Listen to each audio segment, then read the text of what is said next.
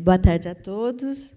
Eu gostaria de agradecer o convite da comissão organizadora e parabenizar pela introdução desse tema, uma vez que nós sabemos que a dor neuropática é mais frequente do que se pensa e leva a um sofrimento grande do paciente, do portador da patologia.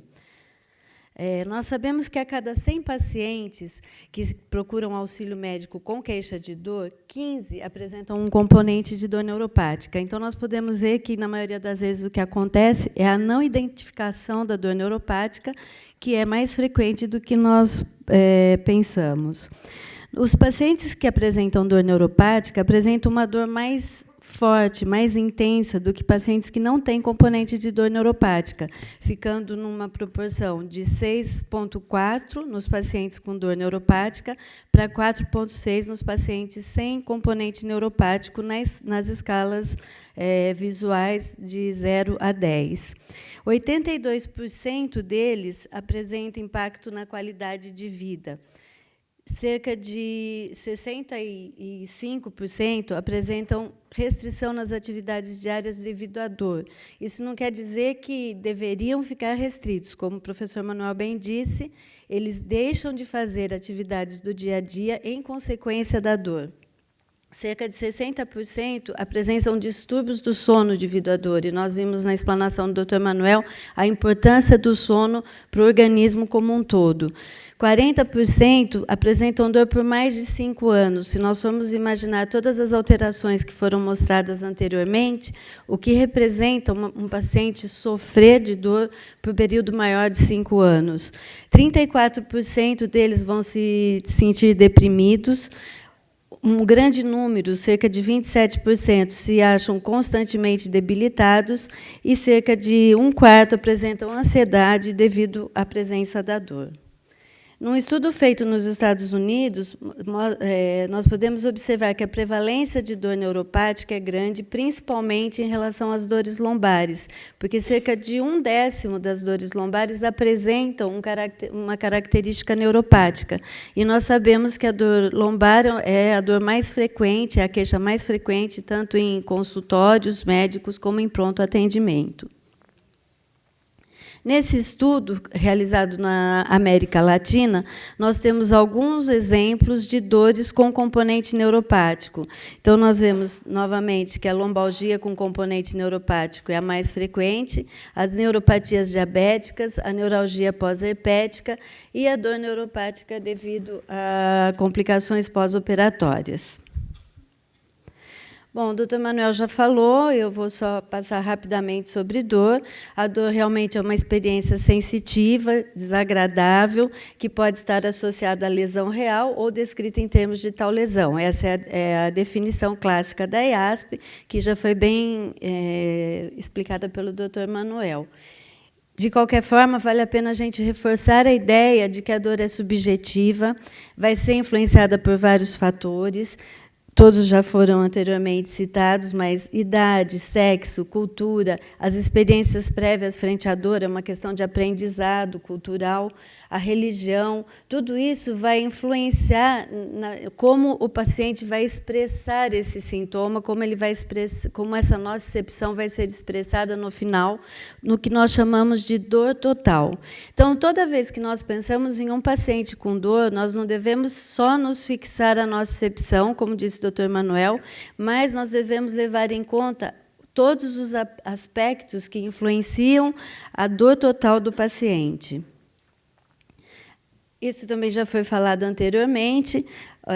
Nós podemos ter, só para depois entrarmos propriamente na dor neuropática, a dor breve, com um estímulo que, assim que retirado, ela cessa, a dor persistente, onde já existe uma lesão, uma inflamação, com todas aquelas alterações que o Dr. Manuel mostrou, e que também vão responder ao tratamento, eliminando-se a causa, nós vamos conseguir tratar o paciente, e as dores por lesão ou disfunção do sistema nervoso periférico ou central.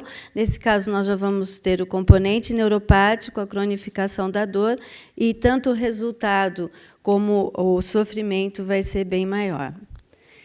Então, na dor nociceptiva, como disse o doutor Manuel, nós vamos ter estímulos nociceptivos que vão sensibilizar os nociceptores.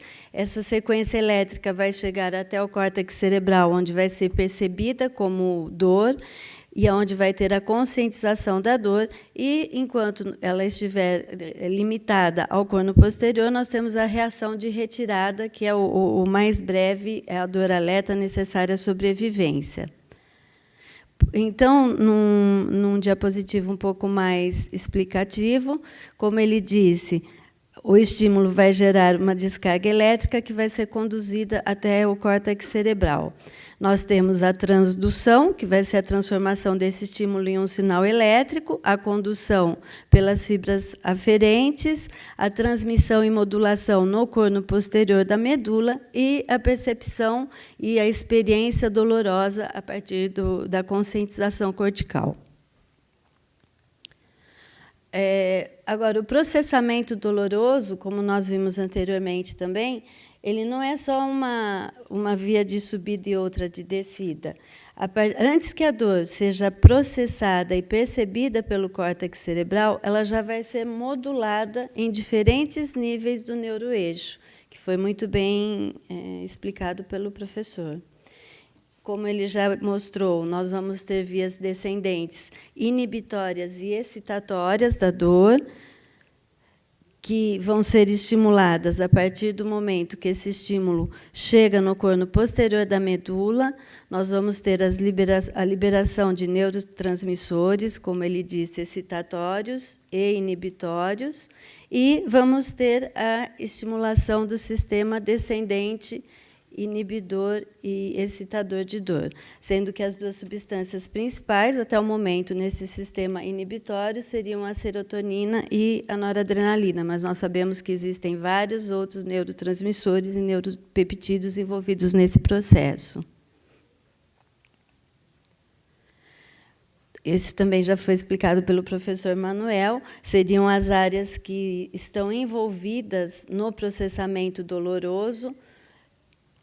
E aqui, como que essa integração acontece? Então, na verdade, a matriz dolorosa ela é bem mais complexa e existem áreas que processam tanto dor como emoção.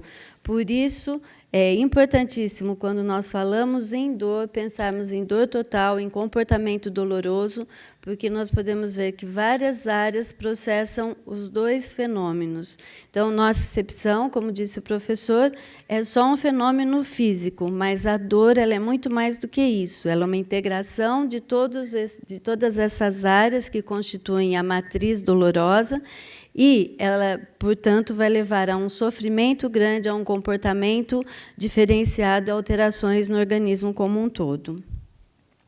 Então, a partir do momento que esse estímulo doloroso atinge o córtex, na matriz dolorosa, nós vamos ter a dor. Essa dor gera ansiedade. A ansiedade, além disso, ela pode gerar a depressão e alteração de sono. Só que não é uma via de mão única. Assim como a dor pode gerar esses fenômenos também podem gerar a dor. E, no final de tudo, nós teremos alterações importantes do sono com comprometimento da fisiologia orgânica como um todo.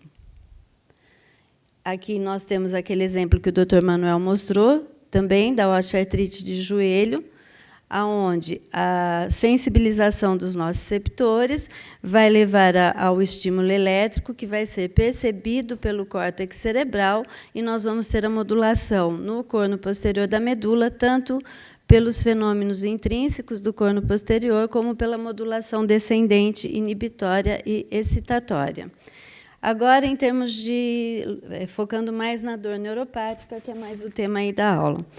A dor neuropática foi primeiro definida como uma dor devido a uma lesão ou uma disfunção do sistema nervoso. posteriormente completada como uma dor que surge como consequência direta de doenças que afetem o sistema somatosensitivo. E, mais atualmente, surgiu o conceito de dor neuropática periférica localizada, que é uma dor com características neuropáticas limitada a uma região consistente e circunscrita, que normalmente a gente fala que é uma região no tamanho até o tamanho de uma folha A4. Então, essa seria a dor neuropática periférica localizada. A fisiopatologia clássica da dor neuropática envolve mecanismos periféricos e mecanismos centrais. Nos mecanismos periféricos, nós temos nos neurônios periféricos a hiperexcitabilidade, nos centrais nós temos a perda de inibição e a hiperexcitabilidade do sistema nervoso central. De qualquer forma, todas essas causas vão gerar descargas anormais que vão ser responsáveis pela dor neuropática. Então, aqui, no caso, em comparação àquele esquema da dor nociceptiva, nós temos uma lesão a partir de onde, mesmo que não exista um estímulo dos nociceptores periféricos, viscerais ou não, nós vamos observar descargas ectópicas que vão ser processadas pelo corno posterior da medula e vão atingir a matriz dolorosa, independente de um estímulo, seja ele breve ou persistente, mas essa lesão, por alteração nos canais iônicos, faz com que as descargas ectópicas sejam constantemente percebidas pelo cérebro como dor. Então, aqui nós temos, o Dr. Manuel já diferenciou também, algumas características que diferenciam a dor neuropática da dor nociceptiva. No caso da dor nociceptiva, nós temos um estímulo, enquanto que na dor neuropática ela vai ser espontânea, não existe um estímulo identificável. A dor nociceptiva ela vai ser autolimitada, resolvendo-se o fator desencadeante ou a inflamação, nós teremos a resolução do processo, enquanto que a dor neuropática frequentemente é crônica. No caso da dor nociceptiva, a transmissão é feita por vias intactas, estruturas intactas. E, no caso da dor neuropática, nós temos alterações estruturais e funcionais nas vias de transmissão de dor. Por isso que a acupuntura não seria tão eficaz como é para uma dor musculoesquelética, por exemplo, no caso de uma dor neuropática, uma vez que ela depende de vias nociceptivas íntegras. Como exemplo de dor nociceptiva, nós temos a dor pós-operatória, a dor isquêmica, a dor traumatológica, e, como dor neuropática, nós poderíamos citar as polineuropatias, a neuralgia de trigêmeo, a dor pós-AVC. Essa curva também já o Dr. Manuel exemplificou bem. Normalmente, nós temos um estímulo que, até uma certa intensidade, ele não é nem percebido como dor. A partir dessa intensidade, ele vai ser percebido como dor, e essa percepção vai ser proporcional à intensidade do estímulo desencadeador. Após uma lesão, essa curva se desloca para a esquerda, de forma que o mesmo estímulo vai produzir uma dor de uma intensidade muito maior, que é o que nós chamamos de hiperalgesia. E, naquela faixa onde esse estímulo não produzia sensação dolorosa, nós passamos a perceber a alodínia, que é uma sensação desagradável a um estímulo não doloroso. Esses dois sinais são importantíssimos no diagnóstico, na definição de um componente neuropático na dor. Então, como nós já vimos anteriormente também, na sensibilização central, nós observamos todos aqueles fenômenos de brotamento, aquela mudança de neuroplasticidade neural que o Dr. Manuel falou, que são responsáveis pela hiperalgesia, a alodínia mecânica, a dor espontânea e a dor contínua. A dor espontânea normalmente com características de choque, dor aguda e rápida, e a dor contínua com essa sensação de parestesia e de alodínia. Então, no caso de uma lesão do nervo ulnar por uma fratura de antebraço, e quando nós falamos lesão, não é necessariamente uma secção com lesão completa, como o Dr. Manuel também bem mostrou. A própria compressão desse nervo pela fratura pode levar a alteração nos canais iônicos, de forma que, apesar do processo ter sido resolvido, nós vamos ter descargas ectópicas a partir da região da lesão, que vão levar a estímulos constantes que serão percebidos pelo córtex cerebral como dor. Com isso, nós vamos tendo a sensibilização do corno posterior e a sensibilização do córtex cerebral, ampliando a informação dolorosa e cronificando o processo.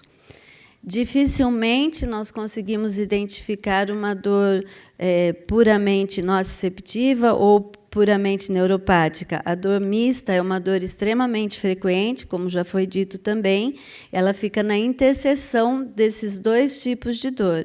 Como exemplos, nós podemos citar as cervicobraquialgias, as radiculopatias, a dor oncológica, que é uma dor muito rica em fisiopatologia, e as neuropatias compressivas, como, por exemplo, a síndrome do túnel do carpo. Então, isso também já foi mostrado. No caso da dor mista, nós temos o componente inflamatório, que vai ser responsável por aquela dor constante e latejante na região lombar, e o componente neuropático, pelas descargas ectópicas na área de lesão, que vai ser responsável pela dor empontada ou a dor em queimação na superfície, pelos motivos fisiopatológicos que o professor já explicou. Bom, de acordo com a classificação, a dor neuropática pode ser classificada de acordo com a sua localização, a sua distribuição, sua etiologia e os mecanismos geradores da dor. A localização pode ser central, por lesões corticais ou medulares, e periféricas, as polineuropatias, lesões de plexo, lesões de gânglio. Quanto à distribuição, como eu falei anteriormente, ela pode ser localizada, desde que essa área ela vai ser definida como uma dor neuropática localizada, desde que essa área seja bem delimitada e definida com um tamanho máximo de uma folha de papel A4, ou difusa. Quanto à etiologia, nós temos dores neuropáticas traumáticas, por isquemia, processos inflamatórios, substâncias neurotóxicas, como quimioterápicos, por exemplo, doenças metabólicas, como diabetes, deficiências vitamínicas, que já é bem conhecida a deficiência de vitamina B na gênese de dor neuropática, e as doenças oncológicas, que dão tanto dor neuropática pela própria doença, por infiltração de plexo, metástases, como pelo tratamento. A quimioterapia, que produz polineuropatias com frequência, a radioterapia com radiodermite e comprometimento de plexo na região que ela é feita.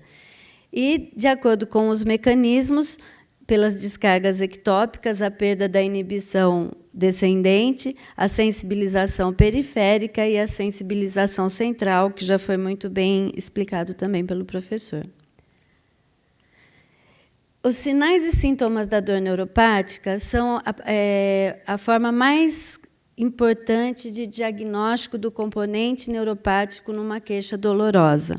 A verbalização do paciente e o exame físico mostrando alguns sinais é que vai fazer com que nós possamos detectar o componente neuropático da dor. Nós temos sintomas e sinais negativos, como o próprio nome diz, que vai ser de redução ou perda de sensibilidade. Então, a hipoalgesia, a hipoestesia, a anestesia completa, a palipoestesia. Então, nós vamos notar que pode estar afetado o tato, a vibração, a temperatura e a própria queixa de dor, em áreas de hipoestesia e anestesia. E existem os sinais positivos, sinais e sintomas positivos, que podem ser espontâneos, sintomas contínuos, dolorosos ou não dolorosos, intermitentes, que seriam as queixas paroxísticas, normalmente são dolorosas, referidas como sensação de choque, fisgada, pontada, E os sinais evocados, que seria a alodínia e a hiperalgesia, como costuma dizer o doutor Manuel, um teste muito fácil de ser realizado à beira do leito, que não necessita nenhum exame subsidiário importante, nem aparelhos sofisticados. O dedo e uma agulhinha é suficiente para um chumaço de algodão, vai ser suficiente para a gente detectar esses sinais, que são importantíssimos para o diagnóstico de dor neuropática. Então, aqui, a hiperalgesia, nós notamos com a picada de uma agulha, por exemplo, que o paciente apresenta uma dor muito mais intensa do que a intensidade do estímulo que foi administrado. E, no caso da alodínia, com o frotar de um algodão, o paciente refere uma dor, uma sensação extremamente desagradável a um estímulo que normalmente não deveria ser doloroso, justamente por todas aquelas alterações fisiopatológicas que o professor já disse anteriormente. Agora, sempre que nós temos um quadro de dor, é importante nós fazermos a avaliação e tentar caracterizar ao máximo essa dor. Então, nós temos que tentar caracterizar a dor tanto em intensidade, quanto em qualidade, periodicidade, identificar qual a síndrome ou as síndromes dolorosas que estão presentes, avaliar as comorbidades físicas e psicossociais que também estão presentes no quadro, o grau e a natureza da incapacidade que essa dor está gerando, e desenvolver uma estratégia terapêutica, que, no caso da dor neuropática, é onde nós temos mais dificuldade. Então, os objetivos, para isso, nós utilizamos algumas escalas que têm como objetivos caracterizar multidimensionalmente a dor, como o Dr. Manuel mostrou as dimensões da dor, tanto sensitiva, afetiva, cognitiva como comportamental, e melhorar o acompanhamento do paciente. Então, nós vamos ter uma caracterização inicial dessa dor e vamos poder avaliar, a partir dessa intensidade basal, como está sendo a resposta ao tratamento, para sugerir alguma coisa a mais, uma mudança de medicação, associação de mais técnicas, enfim, para fazer um tratamento mais multidisciplinar. Então, as escalas servem para nos dar informações mais completas sobre dor, porque realmente dor só quem sente é que sabe. E para nós fazermos um tratamento adequado, nós temos que tentar sentir o máximo aquilo que o nosso paciente está sentindo. Então, a partir das escalas, nós vamos ver a qualidade dessa dor, a intensidade, duração, periodicidade, padrão. Existem alguns recursos auxiliares, como as escalas visuais analógicas, os questionários, nós temos o questionário de McGill simplificado, as escalas de dor neuropática, as escalas de avaliação comportamental. São, na verdade, as escalas visuais são sempre na intensidade de 0 a 10, sendo 10 a pior dor possível e 0 a ausência total de dor. No caso dos questionários direcionados para o diagnóstico de dor neuropática, das escalas para dor neuropática, nós temos o DN4, que é um questionário fácil de aplicação, simples, que, na minha prática diária, é o que eu mais gosto de utilizar. Existe também o DN4, que seria só a parte de entrevista, sem o exame. Existem os questionários de dor neuropática, o LANS, que é um questionário mais completo, e o Pain Detect, que é um outro tipo de questionário direcionado para a identificação do componente neuropático na dor. Como eu disse anteriormente, eu acho o DN4 um questionário simples, já é validado para o português, aqui para o Brasil, onde nós temos 2 perguntas para tentar colher as informações típicas de dor neuropática, como sensação de queimação, dormência e sensação de choque elétrico, pontada, e o outro onde você vai tentar identificar a presença de sintomas também característicos de dor neuropática.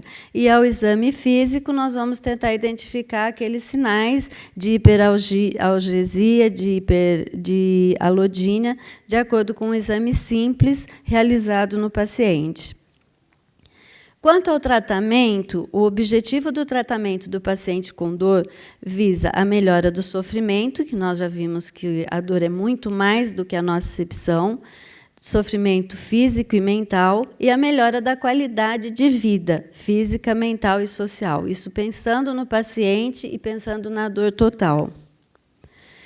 Quando nós temos uma dor aguda, normalmente nós vamos conseguir, com uma técnica mais um tratamento bem sucedido, normalmente realizando uma técnica, eliminando a causa, tratando a causa, e nós vamos ter o tratamento bem sucedido. No caso da dor crônica, e principalmente da dor com componente neuropático, nós temos alguns obstáculos que vão impedir que uma técnica somente seja eficaz. Então, ela é um desafio.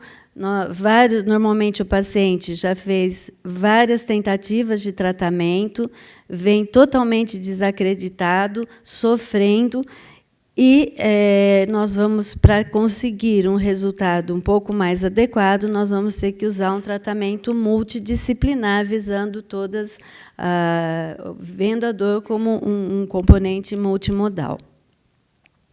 No caso da dor aguda, então, nós temos a dor. Vamos fazer o diagnóstico da causa da síndrome dolorosa, o que foi que desencadeou aquele quadro.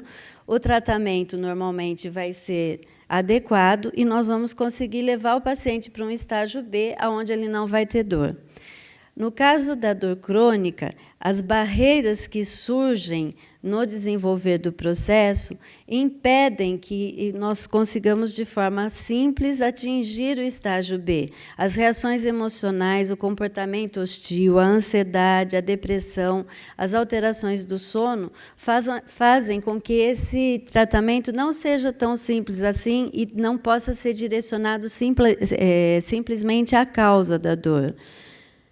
Então, a terapia do paciente com dor crônica, com dor neuropática, ela deve ser multimodal, com uma abordagem multidisciplinar. Então, nós vamos utilizar várias técnicas que vão levar a um reaprendizado, de certa forma, do paciente, para que ele consiga atingir um grau adequado, se não um alívio total, mas pelo menos um alívio mínimo necessário para uma melhora na qualidade de vida, na qualidade de sono e no bem-estar do paciente. Então, nessa abordagem multidisciplinar, a farmacoterapia é importante, a intervenção psicossocial também, as medidas físicas, como já foi falado, e a educação do paciente. Não só para ele aprender aquilo que ele tem, o porquê que ele tem e por que é diferente. Por que um paciente com dor crônica, com dor neuropática, como disse o professor, nós não vamos só usar o analgésico. O analgésico aqui vai ter muito pouca função. Ele vai servir para crises de agudização ou para outras dores agudas que o paciente possa vir a ter, mas é diferente daquele conceito que o paciente tem de que para dor se usa analgésico. Na verdade, ele tem o conceito da nocicepção, como foi falado anteriormente, mas não a dor, que é muito mais complexa do que a nocicepção. Então, a terapia medicamentosa, ela é considerada de primeira linha para a dor neuropática. E, atualmente, nós utilizamos a terapia orientada pela fisiopatologia da doença. No caso da farmacoterapia, então, como que nós vamos escolher o medicamento mais adequado para o nosso paciente? Primeiro, ele tem que ter eficácia comprovada por estudos clínicos, não é porque eu posso achar que tal medicamento ou tal classe medicamentosa vai ter ação em alguma daquelas etapas da dor, eu vou utilizá-lo. Eu tenho que ter uma eficácia comprovada. Segundo, tem que ser uma medicação que apresente uma tolerabilidade adequada, porque se nós visamos a qualidade de vida do paciente, muitas vezes as medicações utilizadas no tratamento da dor crônica levam a efeitos adversos como sedação importante, tontura, que vão prejudicar muito a qualidade de vida do paciente.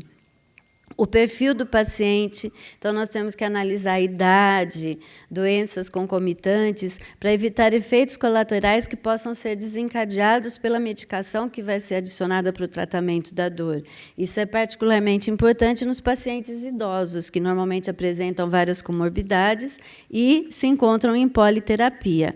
Então, é importante também nós termos um conhecimento de interação medicamentosa para prescrevermos com segurança a medicação que vai tratar a dor como sintoma e como doença crônica.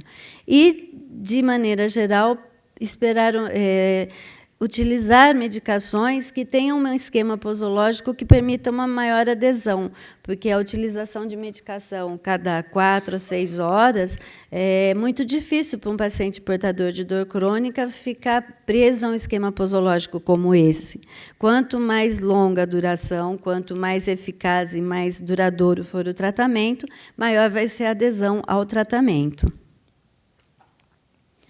Existem medicações para o tratamento da dor que atuam em diferentes mecanismos. Então, por tudo que foi falado sobre fisiopatologia, nós temos medicamentos que atuam nos mecanismos periféricos, estabilizando os canais de sódio, como os anticonvulsivantes, os anestésicos locais, os antidepressivos. Outros que atuam nas vias inibitórias descendentes, então, agentes adrenérgicos, agentes que atuam em receptores na recaptação de noradrenalina e serotonina, e temos os que atuam também na sensibilização central, estabilizando os canais de cálcio e os receptores NMDA, que são importantes também na gênese da dor neuropática. Essa terapia, de acordo com a localização, ela é voltada para o mecanismo desencadeador da dor. Então, como o professor já disse, no caso da dor crônica, da dor neuropática, da dor total, os analgésicos, eles têm uma função muito limitada, porque o mais importante é o que nós chamamos de medicação adjuvante, ou seja, os medicamentos que atuam no mecanismo da dor, aqueles que conseguem estabilizar os canais de sódio e de cálcio, os que conseguem melhorar a eficácia desse mecanismo descendente. Então, nós temos os inibidores da recaptação de serotonina e noradrenalina, como os inibidores, os antidepressivos mais modernos.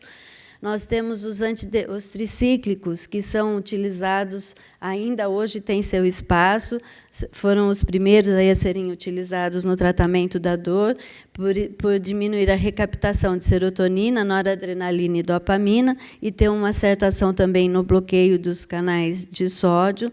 Os antagonistas moduladores de canal de cálcio, que são os gabapentinoides, a pregabalina e a gabapentina. Os anticonvulsivantes antigos, que também ainda são utilizados, como a carbamazepina, a lamotrigina. Os bloqueios anestésicos, que, como o professor bem sinalizou, não adianta um bloqueio tópico se nós temos uma desestruturação toda no neuroeixo, então nós vamos precisar associar a outras técnicas medicamentosas farmacoterápicas.